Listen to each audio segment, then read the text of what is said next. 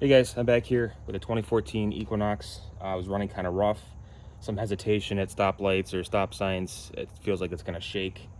So I know I changed the spark plugs last year, so I know it wasn't that. It's been pretty well maintained with regular oil changes. However, it's a known problem with these Equinox, of course, with oil consumption issues. But I did some research, figured out what else it could be. So I went to AutoZone. I finally had a check engine light come on, which is what triggered me to go to AutoZone and check what the code was. So it triggered a P0014 code, which is the exhaust camshaft position range performance /B1. So get that out of the way. So what I did is the parts at AutoZone are about $45. There's two specific parts in here. You can see right here. The back one is going to be the exhaust. It says EXH on it. And there's one for intake as well. So here's a part you can see EXH for exhaust, so you don't get them confused. I got these parts on Rock Auto. They've always been pretty good. Here's the parts: 917, 215, and 216. Dorman. Pretty simple. There's not a whole lot to it. We'll get those out of the way. You can see they're identical parts to it. It comes with everything that you need. It's just the sensors here. So one says EXH, of course, and then the other says INT for intake. So you want to make sure you get them right. The back one's the exhaust one. So they always recommend changing both at the same time, just for optimal performance and efficiency. And then they recommend changing the oil, right after or as soon as possible. So I got the air box taken off. This was right on top here. There's a hose clamp here, and there's a hose clamp underneath at the bottom, at the base here, directly above the throttle body.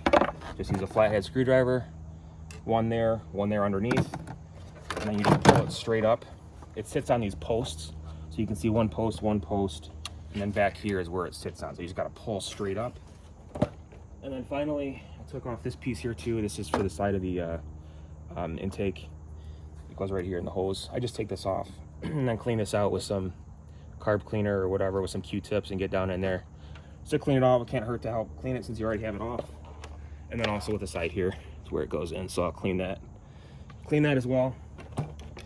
Top. Then at top, here's the engine compartment. I take this off. There's a couple posts. You just pull it straight up.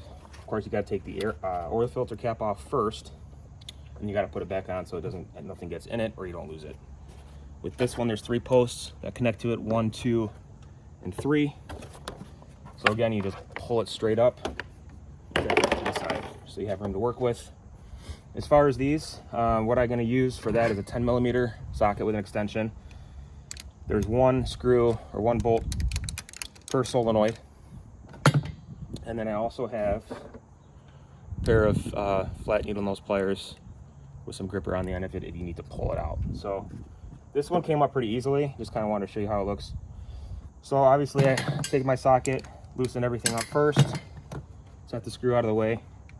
And then I have paper towel here because it can make a mess. So the engine's cold, doing it first thing in the morning, and then you just pull it out. Okay, so that's what was triggering the code. I'm sure it's blocked up pretty good. So wanted to remove that, get that out of the way. Actually, it didn't. Yeah, there's not really much of a mess because it wasn't run overnight or anything. So you just want to double check to make sure I have the right one. So again, you want to double check and make sure you have the right part in there. This was exhaust, and I have the exhaust one here. I'm gonna go ahead and put that back down in there. Just seat it in there. There's some crud there where the bolt goes down into, but no big deal. Clean that out with a wire brush if you need to.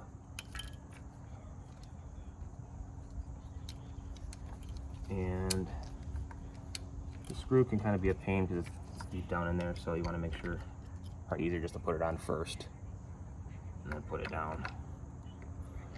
So if you have fat fingers and you can't reach it,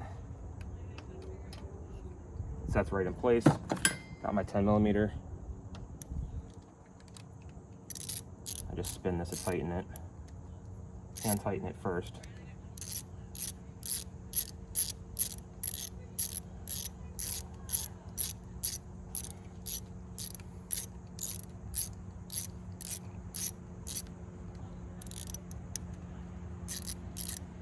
Pretty long screw, so it's going to take a little bit.